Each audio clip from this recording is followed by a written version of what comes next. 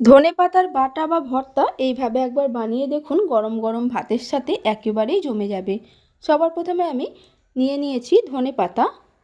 ধনেপাতাগুলো আমি লম্বা লম্বা করে ডাঁটি শুদ্ধ কেটে নিয়েছি দেখুন, আর ধুয়ে পরিষ্কার করে নিয়েছি। এরপর ধনেপাতাগুলোকে আমি পেস্ট করে নেব।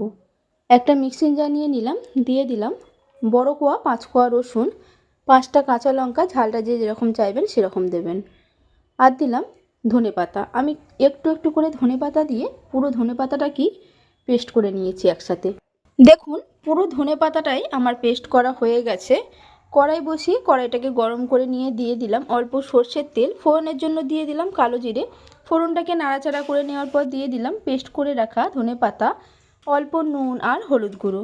একসাথে নাড়তে থাকবো যতক্ষণ না ধনেপাতাটা কড়াই থেকে উঠে আসছে। দেখুন নাড়তে নাড়তে ধনেপাতা কড়াই থেকে উঠে আসছে। রেডি হয়ে গেছে আমার আজকের রেসিপি ধনেপাতার ভর্তা বা বাটা। একবার এইভাবে বানিয়ে খেয়ে দেখবেন, গরম গরম ভাত এক থালা কখন শেষ হয়ে যাবে।